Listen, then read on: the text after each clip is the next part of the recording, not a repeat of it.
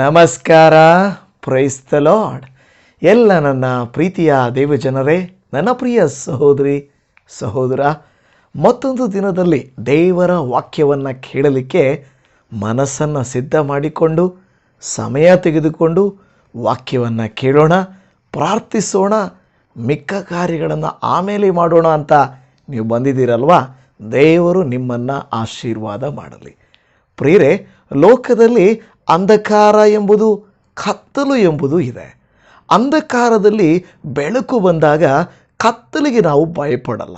ಆದರೆ ಯಾವಾಗ ಬೆಳಕಿಲ್ಲವೋ ನಾವು ಕತ್ತಲಿಗೆ ಭಯಪಡುವುದು ಸಹಜವಾಗಿದೆ. ಈ ಲೋಕದಲ್ಲಿ ಕೂಡ ಸರಿಯಾದಂಥ ದೇವರು, ಸರಿಯಾದಂಥ ಮಾರ್ಗದರ್ಶನ, ಧೈರ್ಯಪಡಿಸುವಿಕೆ ಇಲ್ಲದೆ ಹೋದರೆ ನಾವು ಕುಗ್ಗುತ್ತೇವೆ. ಅನೇಕ ಅನ್ಯಜನಗಳು ದೇವರ ಸ್ವರವು ಕೇಳದೆ, ದೇವರ ಆಶೀರ್ವಾದ ಸಿಗದೆ, ದಾರಿ ಕಾಣದೆ ತೊಳಲಿ ಬಳಲಿ ಹೋಗ್ತಾ ಇದ್ದಾರೆ. ಆದರೆ ನಮ್ಮ ವಿಷಯದಲ್ಲಿ ದೇವರ ವಾಕ್ಯ ಹೇಳುತ್ತದೆ, ನಮಗೆ ದೇವರ ಮುಖವೇ ಪ್ರಕಾಶಮಾನವು ಅಂತ ಹೇಳುತ್ತದೆ. ದೇವರೇ ನಮಗೆ ಬೆಳಕಾಗಿದ್ದಾರಂತೆ. ಆತನೇ ನಮಗೆ ಬೆಳಕಾಗಿರುವಾಗ ನಮ್ಮ ಮಾರ್ಗಕ್ಕೆ ಯಾವ ಆಟಂಕವೂ ಇರುವುದಿಲ್ಲ. ಎಲ್ಲ ನಮ್ಮ ಪ್ರಯಾಣಗಳು ಸರಿಯಾಗಿಯೇ ನಡೆಯುತ್ತವೆ.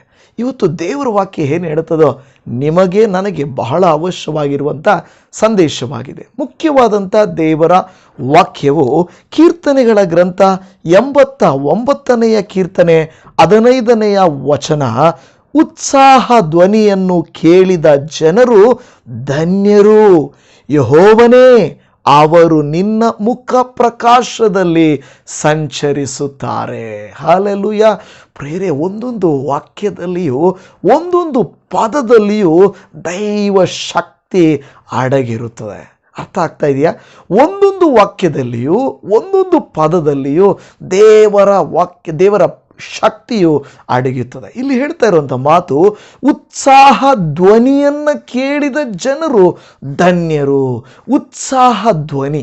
ಯಾರಾದರೂ ನಿಮಗೆ ಬ್ಯಾಡ್ ನ್ಯೂಸನ್ನು ಹೇಳಿದ್ರು ಅಂತ ತಿಳ್ಕೊಳ್ಳಿ, ಕೆಟ್ಟ ವಾರ್ತೆ ಏನೋ ಆಗೋಯ್ತು ಅಂದರೆ ಆವಾಗ ನಿಮ್ಮ ಮುಖವು ಬಾಡಿ ಹೋಗ್ತದೆ.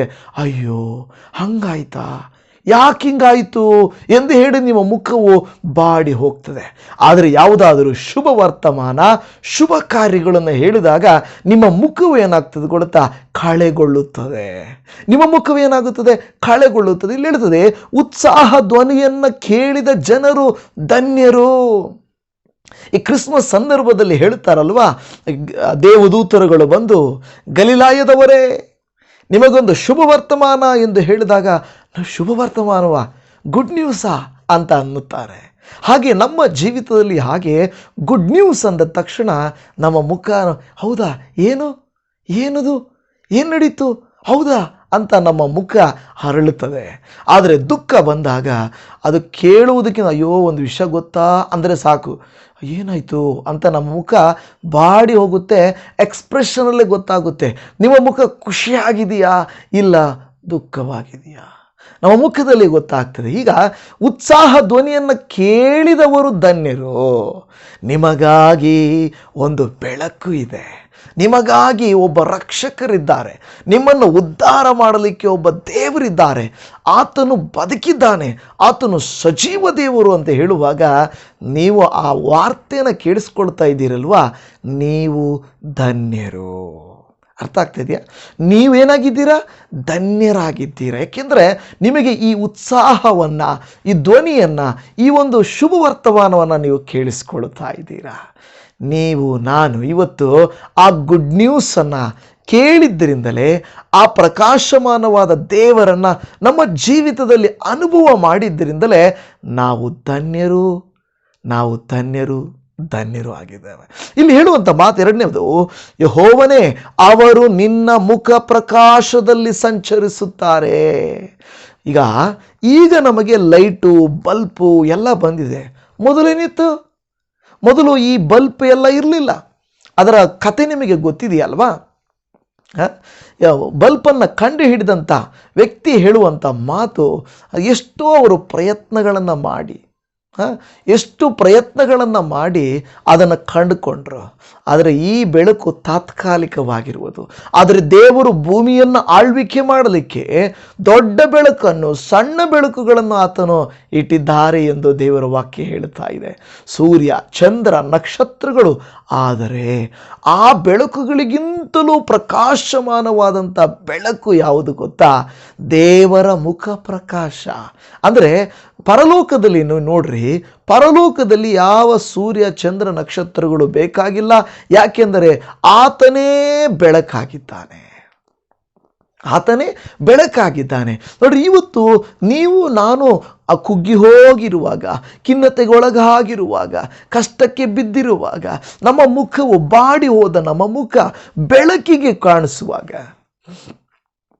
ಏನಕ್ಕೆ ಬೆಳಕಿಗೆ ನಮ್ಮ ಮುಖ ಬೀಳುವಾಗ ನಮ್ಮ ಮುಖ ಏನಾಗ್ತದೆ ಗೊತ್ತಾ?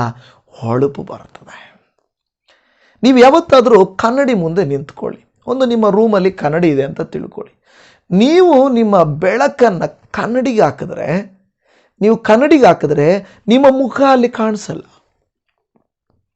ಬೆಳಕನ್ನು ಎಲ್ಲಿ ಹಾಕ್ಬೇಕು ಗೊತ್ತಾ? ನೀವು ನಿಮ್ಮ ಬೆಳಕನ್ನು ನಿಮ್ಮ ಮುಖದ ಮೇಲೆ ಹಾಕ್ರಿ.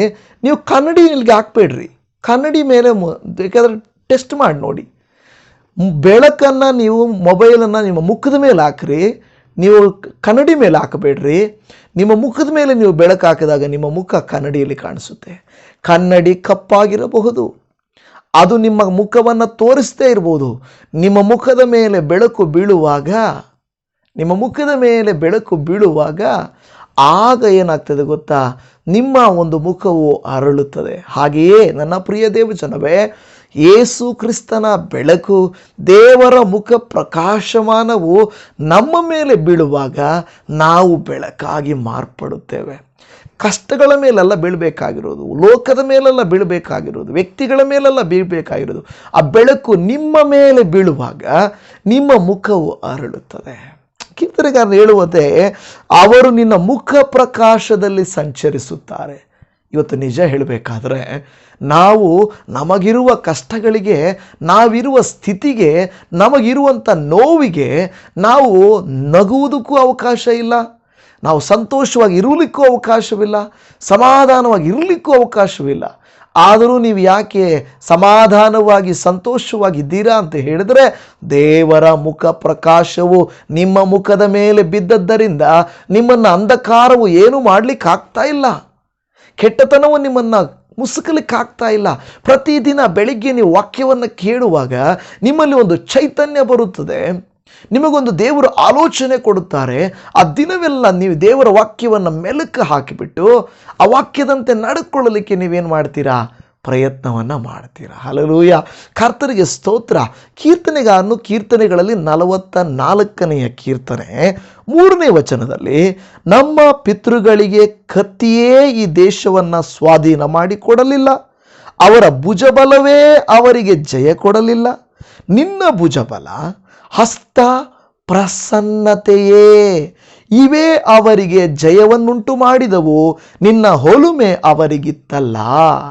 ನನ್ನ ಪ್ರಿಯ ದೇವಜನವೇ, ಒಂದು ಪದ ಇದೆ ಈ ವಾಕ್ಯದಲ್ಲಿ. ನಮ್ಮ ಪಿತೃಗಳಿಗೆ, ನಮ್ಮ ಹಿರಿಯರಿಗೆ, ಇಸ್ರಾಯೇಲರಿಗೆ ಅವರಿಗೆ ಜಯ ಕೊಟ್ಟಿದ್ದು ಕತ್ತಿ ಅಲ್ಲ. ಅವರೇನು ಕತ್ತಿಗಳು ಹಿಡ್ಕೊಂಡಿದ್ರು ಅದಕ್ಕೆ ಜಯ ಬಂತು ಅಂತಲ್ಲ. ಇವರ ಹತ್ರ ಕತ್ತಿಗಳಿದ್ರೆ ಅವು ವಿರೋಧ ಪಕ್ಷದಲ್ಲಿ ಕೂಡ ಕತ್ತಿಗಳಿದ್ದಾವೆ. ಕತ್ತಿಯಿಂದಲ್ಲ, ಭುಜಬಲವು. ಇವರಿಗಿಂತ ಬಲವುಳ್ಳವರಲ್ಲಿದ್ದಾರೆ, ಭುಜಬಲದಿಂದಲ್ಲ. ಇಲ್ಲಿ ಹೇಳ್ತದೆ, ಕತ್ತಿಯಿಂದಲ್ಲ, ಭುಜಬಲದಿಂದಲ್ಲ. ನಿನ್ನ ಭುಜಬಲ ಮತ್ತೆ ಹಸ್ತ, ನಿನ್ನ ಹಸ್ತ. 3ನೇದು ಹೇಳುತ್ತದೆ ಪ್ರಸನ್ನತೆ. ಪ್ರಸನ್ನತೆ, ಆ ಪದವನ್ನು ಹಿಡ್ಕೊಳ್ಳಿ ನೀವು. ಏನ ಪ್ರಸನ್ನತೆ? ನೀವು ನಿಂತಿದ್ದರಿಂದ, ನಿಮ್ಮ ಮುಖ ಅಲ್ಲಿ ಕಾಣಿಸಿದ್ರಿಂದ, ನೀವು ನಮ್ಮ ಪಕ್ಷವಾಗಿದ್ದರಿಂದ ನಮಗೆ ಜಯ ಬಂತು.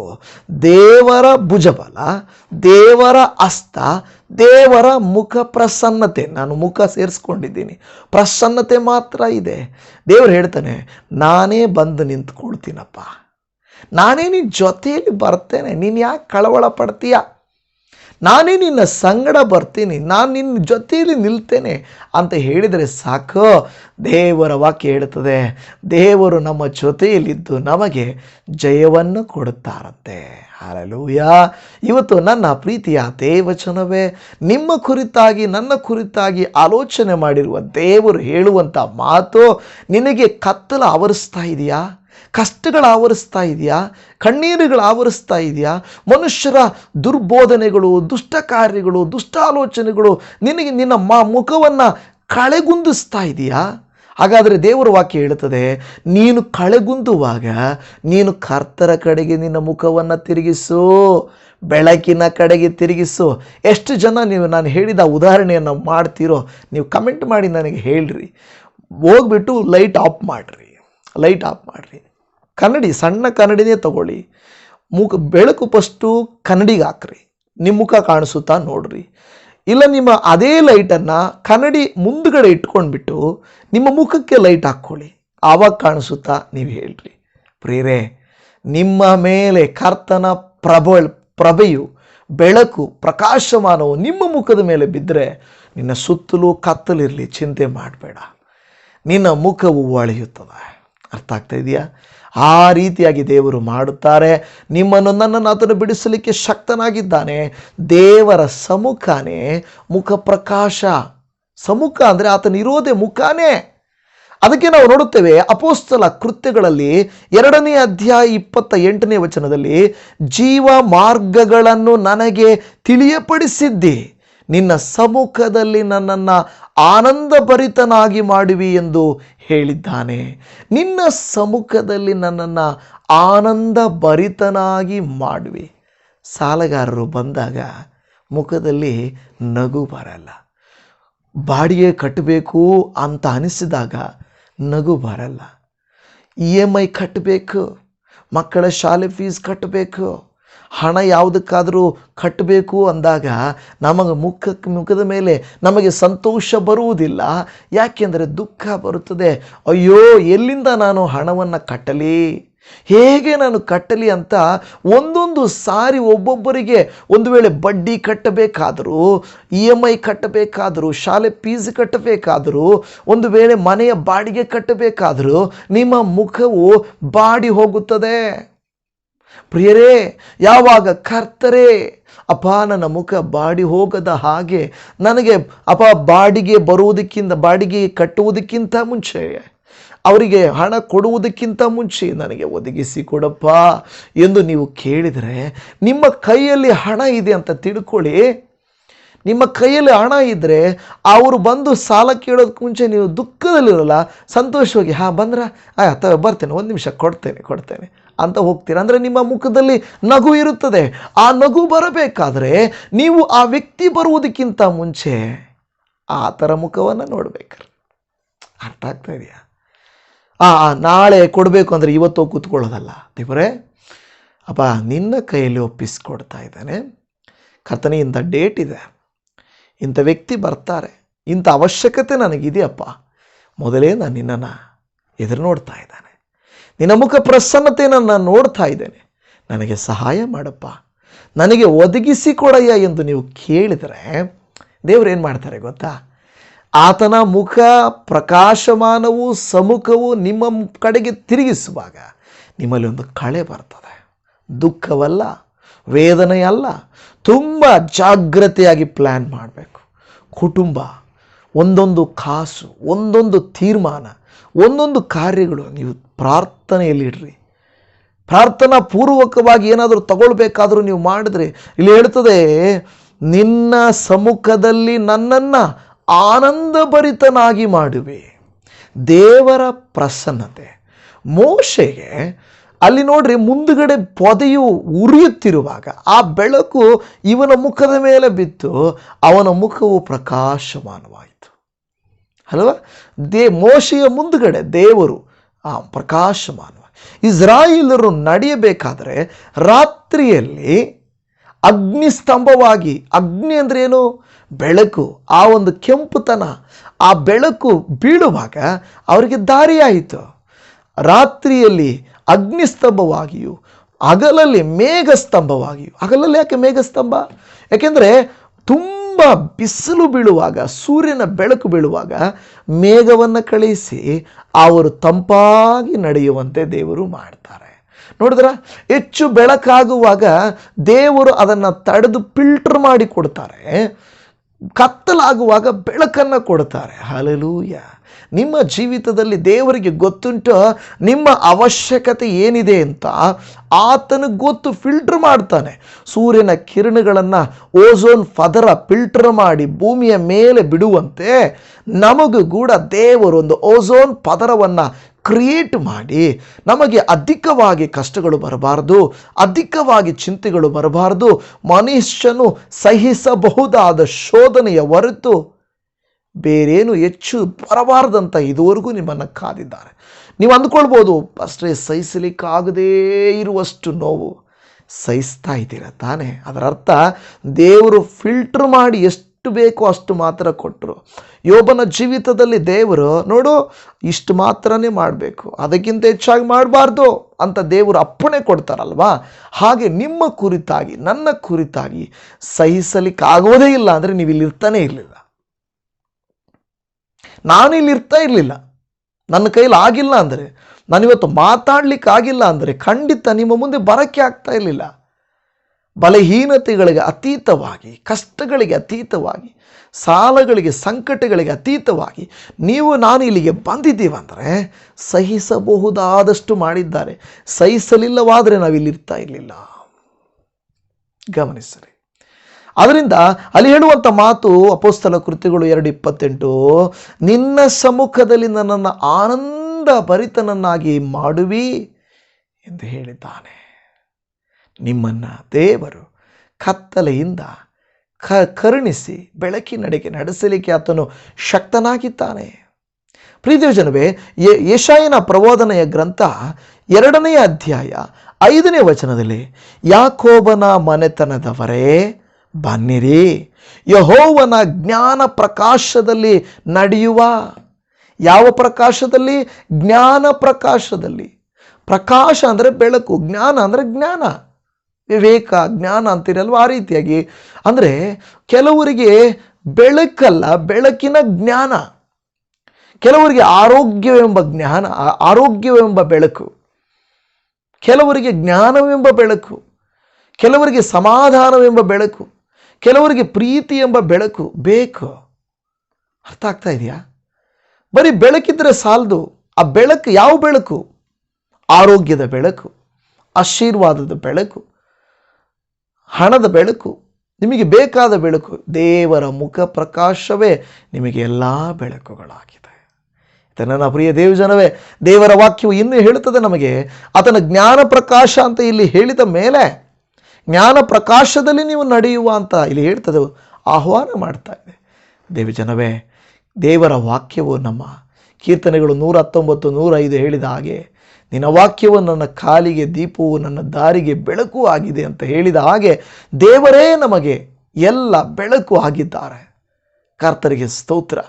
ದೇವರ ವಾಕ್ಯದಲ್ಲಿ ಕೀರ್ತನೆ 4:6 ಹೇಳುತ್ತದೆ, ನಮಗೆ ಒಳ್ಳೆಯದನ್ನು ಮಾಡುವವರು ಯಾರಿದ್ದಾರೆಂದು ಅನೇಕರು ಹೇಳಿಕೊಳ್ಳುತ್ತಾರೆ.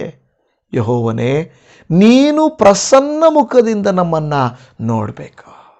ನಮಗೆ ಯಾರಿದ್ದಾರಯ್ಯ? ನಮಗೆ ಯಾರಿದ್ದಾರೆ ಅಂತ ಅಂದುಕೊಳ್ಳುತ್ತಾ ಇದ್ದಾರೆ. ಇವತ್ತು ನೀವು ಅಂದುಕೊಳ್ಳುತ್ತಾ ಇದ್ದೀರಾ, ನನಗೆ ಯಾರಿದ್ದಾರೆ? ಒಳ್ಳೆಯದನ್ನು ಮಾಡುವವರು ಯಾರಿದ್ದಾರೆ? ನಮಗೆ ಯಾರಿದ್ದಾರೆ?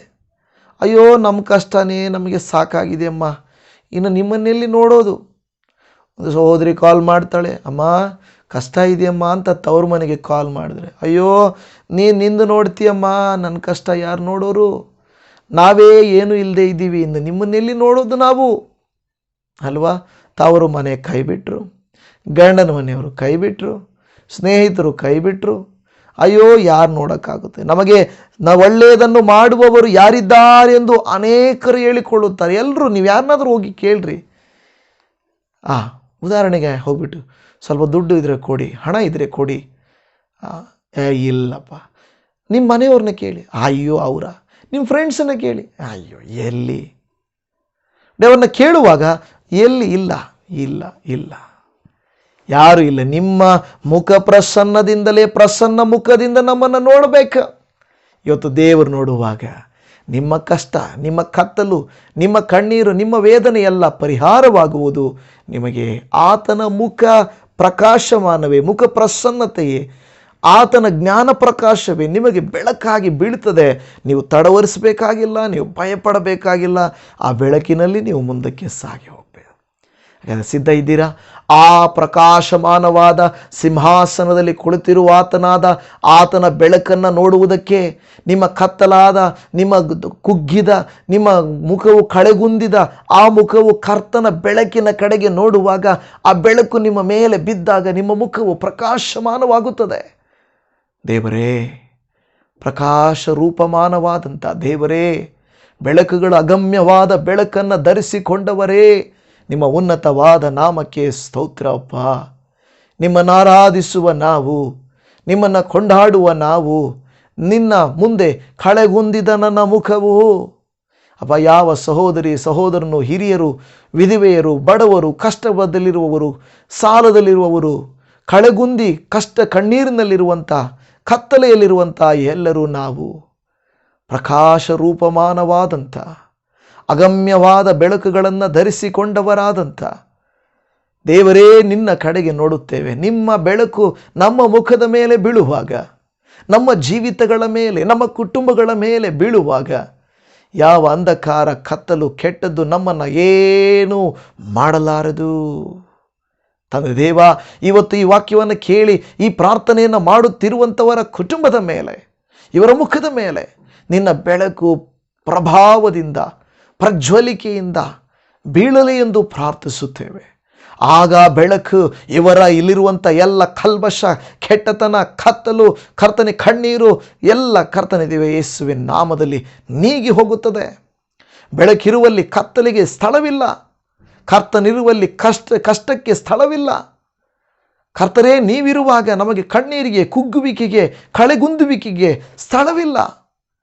ಯಾವ ದೇವರೇ ಅಂಧಕಾರವು, ಕತ್ತಲು ಇವರನ್ನು ಆವರಿಸಿ ಇವರನ್ನು ಕಷ್ಟಪಡಿಸುತ್ತಿದೆಯೋ, ಪ್ರಕಾಶಮಾನವಾದಂಥ ದೇವರೇ, ನೀವು ನಿಮ್ಮ ಮುಖ ಪ್ರಸನ್ನತೆಯನ್ನು ಅವರ ಮೇಲೆ ತೋರಿಸಿ, ಬೆಳಕನ್ನು ತೋರಿಸಿ, ಇವರ ಜೀವಿತಗಳನ್ನು ನೀವು ತಾನೇ ಹಾಲೆಲೂಯ ರೂಪಾಂತರಪಡಿಸಿ, ಮಾರ್ಪಡಿಸಿ, ಬೆಳಕಿನವರಂತೆ ಮಾಡಬೇಕೆಂದು ಕರ್ತರೇ ನಿಮ್ಮ ಕೈಯಲ್ಲಿ ಕೊಡುತ್ತೇವೆ ನಾದ. Thank you Jesus. ಧನ್ಯವಾದ ಯೇಸಪ್ಪ. ಮಹಿಮೆಯ ಅರಸನೇ ಸ್ತೋತ್ರ. ಇವರ ಪ್ರಾರ್ಥನೆಯನ್ನು ಕೇಳಿ, ನಮ್ಮೆಲ್ಲರ ಬೇಡಿಕೆ ಭಿನ್ನಹಗಳನ್ನು ಕೇಳಿ ನಮ್ಮನ್ನು ಕರುಣಿಸುತ್ತೀರೆಂಬುದಾಗಿ ನಮ್ಮ ಪ್ರಾರ್ಥನೆ ಕೇಳಿದಾತನು, ಉಪಕಾರಿಯು, ಉದ್ಧಾರಕನು, ನಮ್ಮ ಜೀವಿತಗಳನ್ನು ಬೆಳಕಾಗಿ ಮಾರ್ಪಡಿಸುವಾತನೂ ಆಗಿರುವೆ. ಯೇಸುವೇ, ನಿನ್ನ ಕೈಯಲ್ಲಿ ಕೊಡುತ್ತೇನಯ್ಯ. ಯಾರೆಲ್ಲ ತಮ್ಮ ಜೀವಿತಗಳನ್ನೇ ನಿನ್ನ ಕಡೆಗೆ ತನ್ನ ಮುಖಗಳನ್ನು ಎತ್ತಿ, ಹೌದಪ್ಪ ನನ್ನ ಮುಖವನ್ನು ಪ್ರಕಾಶಮಾನ ಪಡಿಸಯ್ಯ ಎಂದು ಬೇಡಿಕೊಳ್ಳುತ್ತಿದ್ದಾರೋ, ನಾನೇ ಲೋಕಕ್ಕೆ ಬೆಳಕು ಅಂದ ದೇವರೇ, ಇವರ ಮುಖಗಳನ್ನು ಬೆಳಗಿಸಬೇಕೆಂಬುದಾಗಿ ನಮ್ಮ ಕರ್ತನು ಒಡೆಯನು ಕ್ರಿಸ್ತರಾದಂಥ ಯೇಸುವಿನ ನಾಮದಲ್ಲಿ ಪ್ರಾರ್ಥಿಸ್ತೇವೆ ತಂದೆಯೇ, ಆಮೆನ್.